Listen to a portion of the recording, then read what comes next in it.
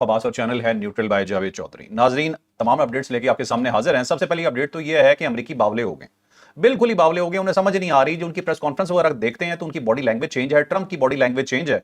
और जिन्हें वो ब्रीफिंग देते हैं वो बाहर आकर ये कहते हैं कि हमें तो समझ ही नहीं आ रहा कि ये जंग करने गए क्यों थे। ना इनके पास एग्जिट प्लान है, ना इनके पास हमले का कोई प्लान था। इन्होंने दूसरे की जंग को अपना लिया और शर्मिंदगी के मारे वो आगे से ये जवाब देते नहीं जी, हमने ये जंग की है, इजराइल ये नहीं चाहता था। लेकिन सारी दुनिया इस हकीकत को जानती है कि ये नेतन्याहू शैतान जो है, इसने घेरा था सबको। लेकिन ट्रंप को हम विंडिकेट नहीं कर सकते, घेरा तो गया ना भाई। अब जितने बंदे शहीद हो रहे हैं, जितना नुकसान हो रहा है, वो सब मुसलमानों की तरफ से ज्यादा हो रहा है। हम लाख कहते रहे कि जी हम जीत गए, हमने ये कर दिया, हमने वो कर दिया, लेकिन उसके बावजूद एक हकीकत बिल्कुल अपनी जगह पे खड़ी हुई है। अगर आप नंबर्स ऑफ डेथ पेपर पे देखते हैं तो मुसलमानों का नुकसान ज्यादा नजर आता है। हाँ, जब हम उनकी बिल्डिंग को टूटते हुए देखते हैं हमें खुशी जरूर होती है, लेकिन वो बंकर्स में होते हैं। ये हमारे लिए एक सबक भी है कि जान बचाना भी जरूरी है। जब भी कोई जंग हो तो सबसे पहले इंसानी जानों की हिफाजत के लिए भी बंदोबस्त किया जाए। चलें अब चलते हैं जी अपने व्लॉग की तरफ। जो हमारा सबसे पहली स्टोरी होगी वो है जी खामनाई साहब की शहादत के हवाले से। ईरान ने कहा है हम बहुत बड़ी कीमत वसूल करेंगे। ये कीमत क्या हो सकती है ये जानिएगा। फिर आपको बताएंगे कि ईरान ने अमेरिका से मुज़ाकरात से साफ इनकार कर दिया। ऑल्दो कि और भी कुछ खबरें आ रही हैं, लेकिन फिलहाल साफ इनकार है। बैरूत में अगर सफारत खाने पे हमला हुआ ईरान के, तो ईरान ने कहा है कि पूरी दुनिया में जितने सफारत खाने हैं इजराइल के, हम उसके साथ क्या करेंगे ये जानिएगा डिटेल से स्टोरी में। फिर आपको ये बताएंगे जी कि अमेरिका क्या कह रहा है, इजराइल क्या कह रहा है। वो कह रहे हैं जी जंग तो हम जीत रहे हैं, एक हफ्ते में हम ये सब कुछ खत्म कर देंगे। ये क्या डिटेल है, किसने कहा है, किस बिहाफ पे वो ये बात कर रहा है, ये भी आपको बताएंगे। फिर ये उन्होंने कहा है जी कि ट्रंप साहब को मरवाने की कोशिश की है ईरान ने। ये क्या बात है जी, ये किस तरह से हो गया, ये भी जानिएगा। फिर एक बहुत बड़ी शख्सियत की शहादत का दावा किया है इस वक्त इजराइल ने। वो शख्सियत कौन हो सकती है ये आपको बताएंगे, क्योंकि उन्होंने एक धमकी दी थी कि हम इस बड़ी शख्सियत को नहीं छोड़ेंगे या हम इस पे अटैक करने वाले हैं। और उसके फौरन बाद इस्राएली मीडिया ने कुछ कहना शुरू कर दिया, तो ये भी डिटेल जानिएगा। फिर आपको ये बताएंगे जी कि मोदी घटिया है, ये मैं ऐसे नहीं कहता, ये मैं वाकई ही सीरियसली आपको बताता हूं। उसने अपने घटियापन की हद कर दी है। उसने 140 ईरानी फौजियों को शहीद करवा दिया है। ऐसा घटिया इंसान है, ये किसी का दोस्त नहीं हो सकता। ये वही इंसान है जिसने चाबहार बंदरगाह लेने के लिए मिन्नतें की थी ईरानियों की। बहरहाल जी, फिर एक और बड़ी स्टोरी, इसहाक डार साहब की एक बहुत बड़ी मुलाकात हुई है एक ईरानी शख्सियत के साथ। ये मुलाकात इस टाइम में क्यों हो रही है, क्या चल रहा है, ये भी जानेंगे आज ही के व्लॉग में। तो हमारी सबसे पहली स्टोरी जो ईरान चैप्टर है, मैं चौधरी साहब से रिक्वेस्ट करूंगा जरा ये बताएं कि ईरान क्या कर रहा है। ईरान की बहुत सारी खबरें इस वक्त आई हैं। एक तो अली लारीजानी साहब जो हैं इस वक्त, क्योंकि तमाम तरह अख्तियारात उनके पास हैं, और अली खामनाई साहब जो थे वो अपने अख्तियारात उनके हवाले करके गए थे। उन्होंने 4 लेयर्स बनाई थी अख्तियारात की। उसके अंदर जो बड़ी लेयर है वो उसके जो सरबराह हैं अली लारीजानी है। और ये जो लारीजानी एक फैमिली का नाम है और बड़ी फैमिली है, और ये पार्लियामेंट के अंदर भी थी, ये मिनिस्टर भी रहे हैं। अली लारीजानी साहब जो हैं स्पीकर भी रहे हैं वहाँ पार्लियामेंट के, और बड़े मशहूर और ज़बरदस्त किस्म के इंसान है और बड़े पढ़े लिखे आदमी। ठीक है। मैंने कल भी आपको बताया था कि इन्होंने 2009 या 10 में हमारा एक इंटरव्यू था, उसके अंदर इन्होंने डिक्लेयर किया था कि हम न्यूक्लियर पावर है। अच्छा। तो उसके ऊपर बड़ा उस वक्त कोहराम बरपा हुआ था, पूरी दुनिया से बड़ा प्रेशर आया था। लेकिन जाहिर है हो सकता है हो, क्योंकि उन्होंने क्लेम उस वक्त किया था और उस वक्त ये स्पीकर थे। बहरहाल उन्होंने एक डिक्लेरेशन दिया। उन्होंने कहा है जी कि जो खामनाई साहब की शहादत है, अमेरिका को उसकी भारी कीमत अदा करनी पड़ेगी। और उन्होंने कहा जी ये मेरी धमकी ट्रंप के लिए, और एक्स के ऊपर उन्होंने ये धमकी दी है। और बाकी कुछ चीज़ें भी उन्होंने कही हैं। और मेरा ख्याल है वही जो पाकिस्तान समझाता था अमेरिका को बार बार कि आप खामनाई साहब के ऊपर हमला ना करें। 86 साल के इंसान हैं, कैंसर पेशेंट हैं, क्यों इनको अपने मत्थे लगा रहे हैं, क्यों अपने कंधे पे इस लाश को उठाना चाहते हैं आप। लेकिन वो ज़ाहिर है नहीं बात पाकिस्तान की मानेगी, और उसके बाद ज़ाहिर है अमेरिका इस मामले में फंस गया। और अगर वो ना करता तो मेरा ख्याल है अच्छा रहता, और इस वक्त कोई ना कोई नेगोशिएशन के रास्ते जो है ना खुले होते। लेकिन बहरहाल ये गलती होगी। अब उसकी सज़ा जो है वो भुगत रहा है अमेरिका और इसराइल, क्योंकि पूरा ईरान यूनाइटेड हो गया, उससे पहले डिवाइडेड था। अब कोई शख्स भी आप देख लें किसी जगह पे भी अली खामनाई की शहादत के बाद जो है वो ईरान के खिलाफ नहीं है और अमेरिका को सपोर्ट नहीं कर रहा। इवन उन्होंने कुर्दिस्तान के अंदर जो कुर्द लोग हैं उनको भी मोटिवेट करने की कोशिश की है, लेकिन वो भी अभी पाँव नहीं लगा रहे ज़मीन के ऊपर। उसकी बुनियादी वजह यह है कि उन्होंने अली खामनाई साहब को शहीद कर दिया। अच्छा, इसके बाद वो कहा गया, उन्होंने एक टांट भी किया, और टांट अली लारीजानी साहब ने यह किया कि जी आप तो कहते थे अमेरिका फर्स्ट, लेकिन अब ये साबित हो रहा है इसराइल फर्स्ट। तो पहले ये फैसला करें कि अमेरिका फर्स्ट है या इसराइल फर्स्ट है। तो वो जो एक टॉन्ट इस वक्त चल रही है पूरे अमेरिका के अंदर कि जनाब हमने इसराइल की जंग लड़ी है, तो इन्होंने उनको बता दिया कि जनाब ये इसराइल की जंग लड़ रहे हैं। पूरा अमेरिका जो सब यही कह रहा है जी कि अमेरिका फर्स्ट तो खत्म हो गया, तो इसराइल फर्स्ट कर दिया अमेरिका ने। ना, इसराइल फर्स्ट कर दी। दूसरा ये है कि ईरान की तरफ से मुज़ाकरात से साफ इंकार हो गया। उन्होंने कहा जी हम कोई मुज़ाकरात नहीं कर रहे और बिल्कुल नहीं करेंगे।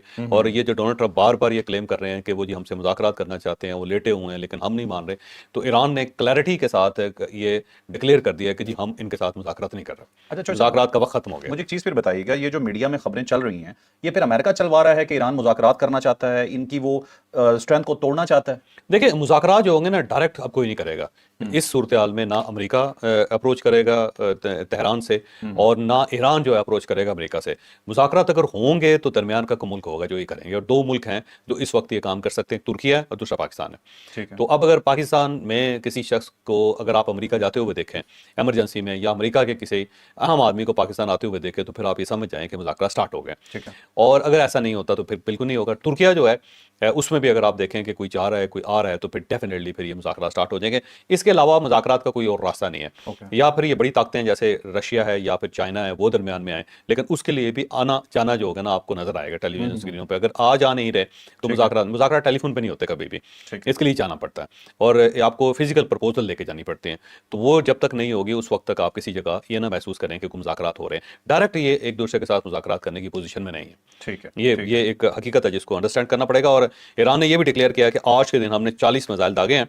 और दूसरा ये है कि जो इराक़ची साहब हैं, अब्बास इराक़ची साहब हैं, उन्होंने कतर के वज़ीर ख़ारजा को फ़ोन किया है और फ़ोन करके उनसे कहा है कि हमने आपके ऊपर हमला नहीं किया, हमने अमेरिका के एयरबेस पे हमला किया है, इसको आप अपने ऊपर क्यों ले रहे हैं? क्योंकि ज़ाहिर है अब अगर उनका एयरबेस है ही आपके पास तो फिर हम अटैक तो उसके ऊपर करेंगे। दूसरा ये है कि वो टेरिटरी अमेरिका की है, वो आपकी तो है ही नहीं। हाँ, उनकी टेरिटरी हाँ, सही उनकी टेरिटरी, उसके ऊपर अटैक किया, लेकिन कतर ने इसको रिजेक्ट कर दिया। उन्होंने कहा जी नहीं, आपने हमारे ऊपर ही हमला किया और हम इसे अपने ऊपर ही हमला समझते हैं। अब इसको देखते हैं कि ज़ाहिर है कतर इसको तस्लीम नहीं कर रहा, लेकिन इस पोजीशन में कोई भी नहीं है कि वो ईरान के साथ लड़ सके, क्योंकि ईरान ज़ाहिर है जिस तरह जो कुछ कर रहा है वो दुनिया के सामने है सब कुछ। अच्छा चौधरी साहब, मुझे एक चीज़ बताइएगा कि अभी जितनी भी इनकी कमांड लड़ रही है, आपको पता है कि टॉप लीडरशिप इनकी ईरान की शहीद हो चुकी है, तो इनके इस डिस्कनेक्ट का फायदा तो इजराइल नहीं उठा रहा। अब देखें फॉर एग्जांपल, अगर उनके 10 यूनिट्स मिसाइल चला रहे हैं, जितने भी चला रहे हैं, उन सब के पास अपने अहदाफ मौजूद हैं, अभी भी उन्हें कोई नीचे से कमांड दे रहा है या वो अलग अलग पुरानी कमांड पे चल नहीं रहे नहीं हैं? नहीं, कमांड के बगैर तो कुछ भी नहीं हो सकता। और इन्होंने अपना मेरा है कमांडिंग सिस्टम वो रखा होगा, अच्छा। और जिसके बारे में दुनिया को पता ही नहीं। दूसरा ये है कि इन्होंने अपने तमाम ड्रोन्स और जो मिसाइल्स हैं उनको पहाड़ों के अंदर छुपा के रखा हुआ है, इसलिए अमेरिका का जो कोई अटैक है वहां तक नहीं पहुंच पा रहा। सही। और उन्होंने 5 दिन के अंदर, 6 दिन के अंदर अभी तक सिर्फ उनको 1% भी नुकसान नहीं पहुंचाया। सिर्फ सिविलियन जो बिल्डिंग्स है उसके ऊपर अटैक हो रहा सही। है। तो आप बड़ी बड़ी इमारतें तोड़ रहे हैं, साथ साथ आप अस्पतालों पे तोड़ रहे हैं, हमले कर रहे हैं, साथ आप बच्चियों के स्कूलों पे हमले कर रहे हैं, इससे क्या हासिल होगा आपको?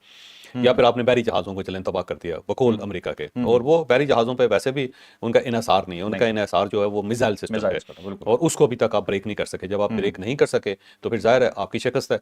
और जो अमेरिका है उसमें इस वक्त बड़ी टेंशन में है, और साथ इसराइल भी बड़े प्रेशर में है इस वक्त, क्योंकि एक सुपर पावर, एक छोटा सा मुल्क जिसके बारे में उनका ख्याल ये था कि 45 साल उसने क्योंकि गुर्बत पे गुजारे हैं और पाबंदियों में गुजारे हैं, तो उसके पास इतनी जान नहीं होगी कि वो चंद घंटे भी आपको सस्टेन कर सके, लेकिन वो 6 दिन उसे तो कर रहा है। उसने इन शैतानों को नचा के रख दिया। उन्होंने हैरान कर दिया। और दूसरा ये है कि वो हर रात वो इसराइल के ऊपर हमला कर रहा है, और इसराइल के अंदर तबाही फैली हुई है। और आज रात भी देखिएगा 2 बजे उन दोबारा अटैक करना है उन्होंने। उसके बाद आप देख लें कि जो वहाँ पे तल अवीव की सूरत-ए-हाल होगी या फिर यरूशलेम की चौधरी सूरत-ए-हाल साहब, ये होगी, लेट नाइट अटैक शुरू करते हैं और पूरी रात सुबह तक वो अटैक सुबह जारी तक करते रहते हैं, रहते हैं। बिल्कुल, और बिल्कुल। खौफनाक अटैक्स होते हैं। खौफनाक अटैक होते हैं, और उधर चीखों की आवाज़ें आती हैं सारी। चौधरी साहब, मुझे सिर्फ एक चीज़ ये लग रही है कि ये जो मशरिक़ वस्ता के ममालिक पे अटैक हो रहा है, जैसे सऊदीया की भी अटैक हो गया मुख्तलिफ जगहों में, जिस पे ईरान ने माना भी कि हमने अटैक नहीं किया, तो अगर ये मोसाद करवा रहा है, तो मैंने डिसकनेक्शन की बात इसलिए की थी कि अगर उनके पास, ईरानियों के पास कोई ओल्ड प्लान था कि ये करना है, तो वो उसी के ऊपर जा रही है, उन तक मैसेज नहीं पहुंच पा रहा कि ये नहीं करना। नहीं, ऐसा नहीं हो सकता जी। जो कम्युनिकेशन सिस्टम है ना वो हर वक्त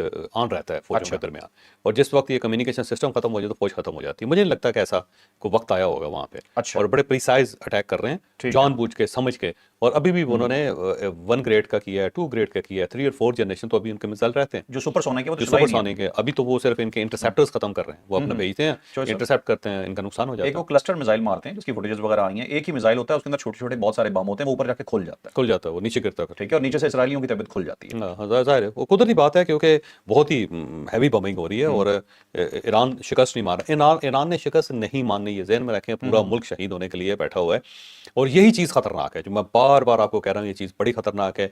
अमेरिका सुपर पावर है, सोल सुपर पावर है, और वो फंस गया वहाँ पे। अब अगर किसी ने उसको एग्जिट ना दिया, एक फेस सेविंग ना दे, तो फंस जाएगा। अब ये देखें ना, पाकिस्तान और इंडिया की जंग हुई है, और ये जंग जो है, मैं 3 जंगें तो देख चुका हूँ पहले, मतलब बहुत पहले तो तो ज़ाहिर है बचपन की बातें हैं, लेकिन एक कारगिल वार देखी आपने, और उसके बाद दूसरा जो अभिनंदन वाला जहाज़ का जो था फेज़ वो देखा, और उसके बाद ये जो मई की जंग देखी। 3 तो हमने जब जर्नलिज्म में थे तो उस वक्त हमने ये जंगें देखें। बिल्कुल सही। इन तीनों जंगों में कमाल पाकिस्तान का और इंडिया का, दोनों को तारीफ दोनों की करनी चाहिए, दोनों को अप्रिशिएट करना चाहिए। इन दोनों मुल्कों ने इस जंग को लंबा नहीं होने दिया। अब देखिए कारगिल वार को भी लंबा नहीं होने दिया, और आखिर में जब मियां नवाज शरीफ साहब वहाँ पे गए और उन्होंने मामला को सेटल करने की कोशिश की अमेरिका में बैठ के, तो उन्होंने इंडिया को फेस सेविंग दी। और फेस सेविंग ये थी कि बोफोर्स उन्होंने लगा के तोपें बहुत उन्होंने बमबारी की पाकिस्तान में, और पाकिस्तान ने अपनी एयरफोर्स को एक्टिव नहीं किया। वो पाकिस्तान उसका जवाब दे सकता था, लेकिन अगर पाकिस्तान अपनी एयरफोर्स को एक्टिव कर देता तो फिर ये जंग स्टार्ट हो जाती। जंग स्टार्ट होती, उसको रोकना फिर मुमकिन ना होता, और दो न्यूक्लियर पावर के दरमियान जंग स्टार्ट हो जाती। सेम इसी तरह जब उन्होंने यहाँ पे रावलाकोट के ऊपर अटैक किया 2019 में, तो उसके बाद फौरी तौर पे पाकिस्तान ने रिएक्ट नहीं किया, उसने अगला दिन इंतजार किया और उसके बाद रिएक्शन हुआ और उनके 2 तैयारे गिराए और उसके बाद जंग को रोका। अगर वो जंग लंबी हो जाती तो पाकिस्तान और इंडिया दोनों गए थे, क्योंकि दोनों न्यूक्लियर पावर है। सेम मई के अंदर भी आप देख लें, जो पाकिस्तान का असल कमाल था वो उनको शिकस्त देना नहीं था, असल कमाल ये था कुछ जंग को बड़ा नहीं होने दिया, पाकिस्तान ने नहीं फैलने दिया, और पाकिस्तान की तरफ से कोई एग्रेशन नहीं हुआ। देखें, उनकी एयरफोर्स को बुरा नहीं कहा गया, इसलिए नहीं कहा गया ताकि मामलात ठीक हो। और जब वो जंग रुकी, जब हुई, उसके बाद भी शायद आपको पता हो कि बॉर्डर के ऊपर बड़ी ठीक ठाक किस्म की बम्बिंग हुई थी और उस साइड से की गई थी इंडिया ने। और वो जो पाकिस्तान के साथ एग्रीमेंट हुआ तो उसके अंदर ये चीज थी कि आप हमें मौका देंगे, यहां पे हमने अटैक करना है। उसकी बुनियादी वजह फेस सेविंग, सारे वो फेस सेविंग करेंगे तो उनकी गवर्नमेंट बचेगी, उनकी फौज बचेगी। तो हर बड़े मुल्क को दूसरा मुल्क फेस सेविंग देता है। जैसे कि अभी यूक्रेन के अंदर जंग हो रही है, इसके अंदर एक रशिया को फेस सेविंग दी जा रही है कि ठीक है, आपके पास ये 2-4 महीने हैं, आप जितने इलाके पे कब्जा करना चाहते हैं आप कर लें, लेकिन उसके बाद ये जंग खत्म होगी। तो अभी 20% इलाके पे रशिया कब्जा कर लेगा, कब्जा करने के बाद ये जंग खत्म हो जाएगी, ताकि उनको एक रास्ता दिया जाएगा वापस जाने का। और अगर वो नहीं होता तो जंग फैल जाएगी।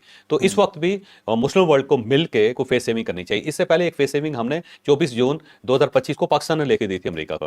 वो ये थी कि अमेरिकन और साथ इसराइलियों ने अटैक शुरू कर दिया था ईरान के ऊपर, तो उन्होंने पाकिस्तान ने मशवरा दिया कि आप इस तरह करना चाहते हैं कि इनकी जो न्यूक्लियर फैसिलिटीज उनको उड़ाना चाहते हैं, आप मार दें, मार के तो उसके बाद आप निकल जाएं इस जंग से। तो उसके बाद पाकिस्तान के मशवरे पे ईरान ने अपना जो वहां पे यूरेनियम था निकाला, क्योंकि अगर वो ना निकलता तो तापकरी फैल जाती।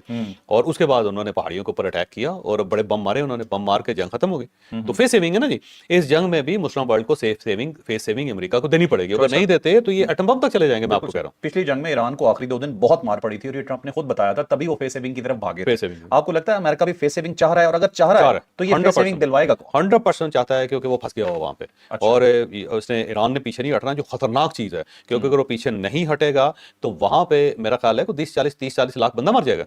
तो उसका फायदा क्या होगा? और अगर एंड पे वहां पे एक महदूद किस्म के एटम बम चल जाते हैं और ईरान कोलैप्स कर जाता है तो उसका क्या फायदा? देखें, टीपू सुल्तान को हम बहुत ज्यादा पसंद करते हैं, हमने हमारे लिए आइकॉन है की हैसियत रखता है। हम ये समझते हैं कि शेर की जो एक दिन की जिंदगी है वो गीदड़ की 100 साल जिंदगी से बेहतर होती है। ठीक है, अच्छी बात है। टीपू सुल्तान को हम सब प्यार करते हैं, हम समझते हैं कि वो पाकिस्तान का और सब कॉन्टिनेंट का एक बहुत बड़ा हीरो, ऐसे ही ना। लेकिन नतीजा क्या निकला उसके शेर की एक दिन की जिंदगी का? वो पूरी स्टेट खत्म हो गई। कहाँ है टीपू सुल्तान की स्टेट?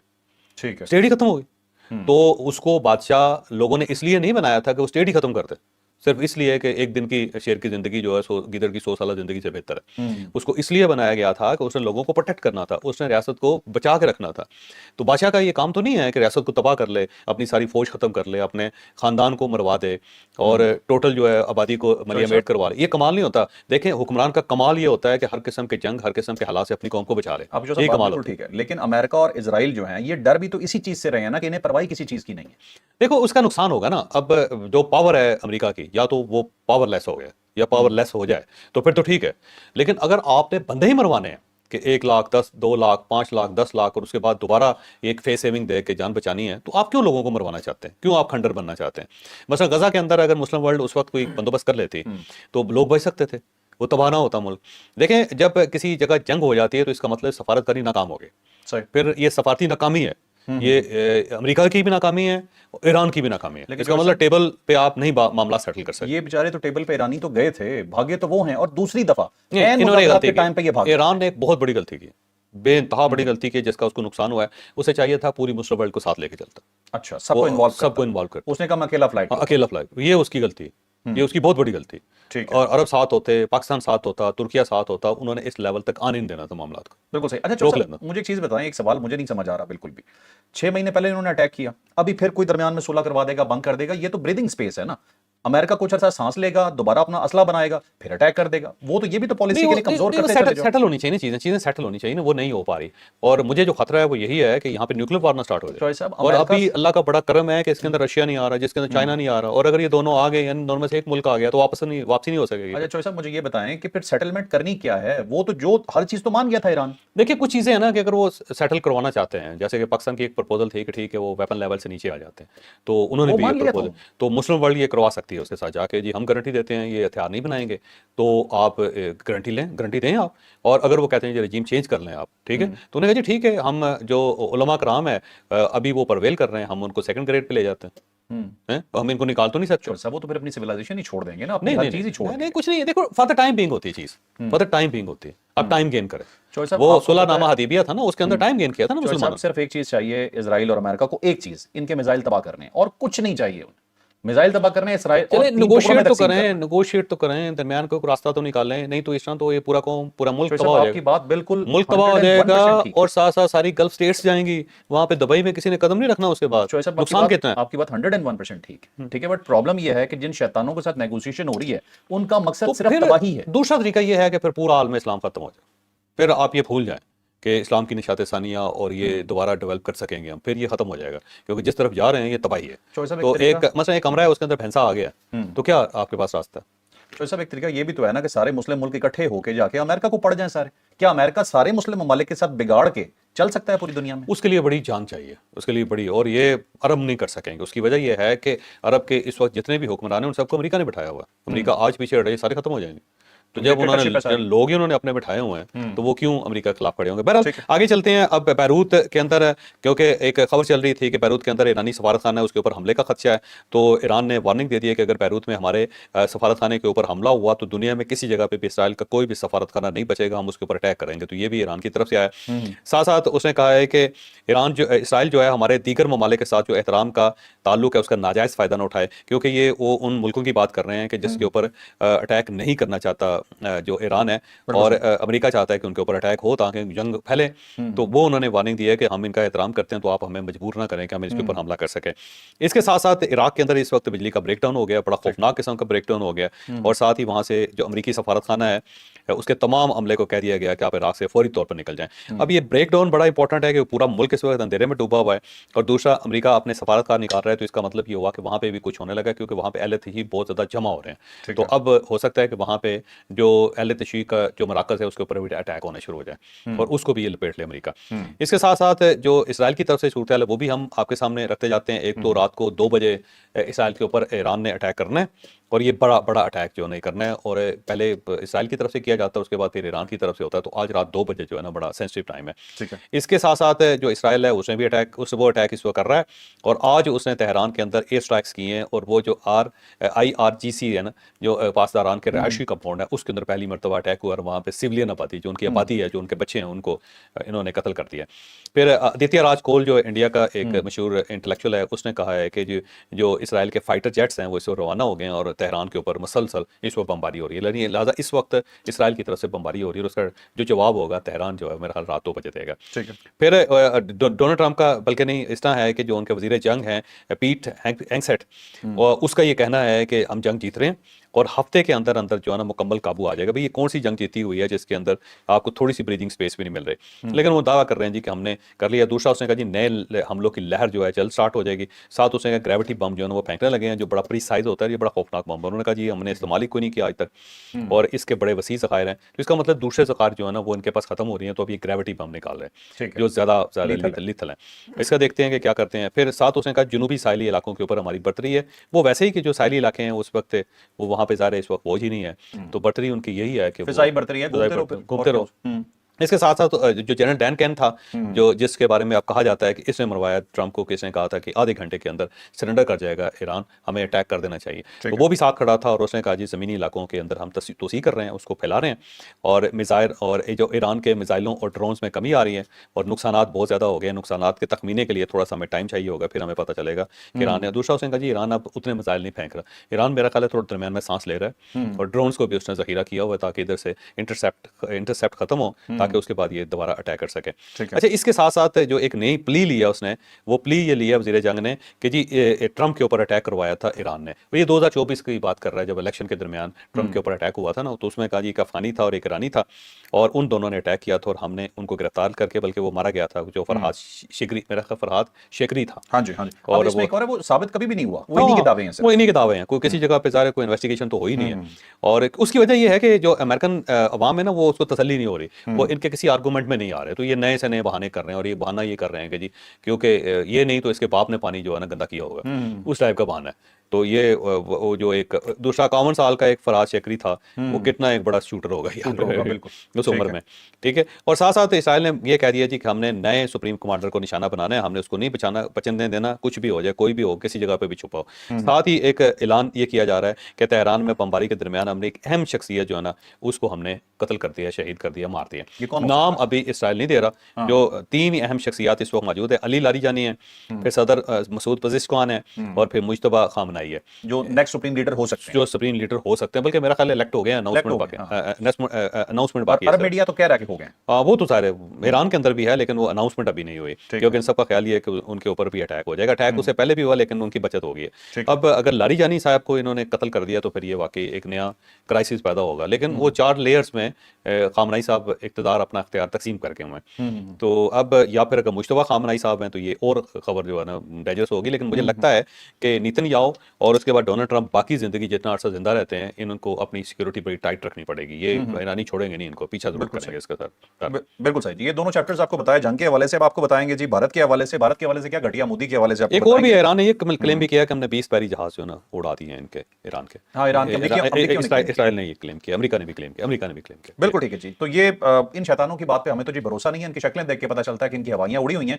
ये तकलीफ जरूर है कि हमने कहा था ना कि शहादतें हमारी साइड पे ज्यादा हैं, मुसलमान बहुत शहीद हो रहे हैं, इसकी तकलीफ जरूर हो रही है। अब पता नहीं है हम जंग जीत रहे हैं, हार रहे हैं, ये नहीं पता, मुकाबला बहुत हो रहा है, नीचे नहीं आ रहा ईरान, लेकिन इसका कोई ना कोई पुरअमन हल निकलना चाहिए। अच्छा जी, अब चलते हैं जी भारत के हवाले से, मोदी के हवाले से। घटिया मोदी जी ने क्या काम किया जी कि पिछले दिनों ये मिल के आए जाके अपने उस शैतान दोस्त से जो इजराइल में है, नेतन्याहू। जब वहां पे ये मिले तो जफियां डाल के पता नहीं क्या कुछ साजिशें करके वहां से वापस आए, साजिश खुल गई वापसी पे। आज हम आपको ये बताएंगे कि वो साजिशों में से एक फैक्टर क्या था, इन्होंने कितना बड़ा छुरा घोंप दिया ईरान की पीठ में, ये जानिए। अब वहाँ इंडिया के अंदर मशकें हो रही थी, और ये बहरी मशकें थी, और ईरान की फौज वहाँ पे आई हुई थी इंडियन फौज के साथ मिलकर बहरी, और ये बहरी मशकें इन्होंने की हैं। उसके बाद जो ईरान का जहाज है उसके अंदर 140 सोल्जर थे, उनके ऑफिसर्स भी थे, वो वापस जा रहे थे।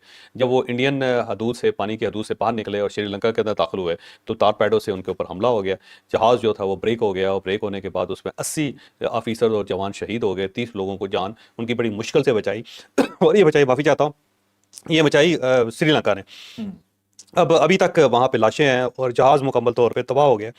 तो ये सूरत बड़ी खतरनाक हो गई सारी, और कहा जा रहा है कि मोदी साहब ने ये सब कुछ किया। बिल्कुल ठीक है जी, बिल्कुल ठीक है जी। इसके बाद अब एक जो आखिरी खबर हमारे पास होगी वो इसहाक डार साहब के हवाले से होगी। हम तो चाह रहे हैं कि पाकिस्तान कोई अच्छा किरदार अदा करे, और इसहाक डार साहब जो हैं वो मिले हैं ईरानी सफीर से। ईरानी सफीर से मिलने की वजूहत क्या क्या हो सकती हैं, जो बताया गया वो भी बताएंगे, लेकिन थोड़ा सा हम ये भी सोच रहे हैं कि क्या कुछ और भी हो सकता है, तो वो भी जाने। वो ताज़ियत के लिए गए थे, आयतुल्ला खामनाई साहब की ताज़ियत के लिए। उन्होंने उनकी जो किताब है उसके अंदर अपने कमेंट्स भी लिखे हैं और ताज़ियत भी की है। लेकिन ये मुझे लगता है कि सऊदी अरेबिया और ईरान के दरमियान जो एक सवारतकारी वो पाकिस्तान ने स्टार्ट कर दी है। बिल्कुल सही। पाकिस्तान की जो सूरत है वो बड़ी इस वक्त खतरनाक है, क्योंकि मुझे लगता है कि अमेरिका पाकिस्तान को एंगेज करे ही करे, और उस एंगेजमेंट के लिए क्या किया जाएगा कि सऊदी अरब की तरफ से मुतालबा किया जाएगा कि आप आए, हमारी मदद करें। ठीक है।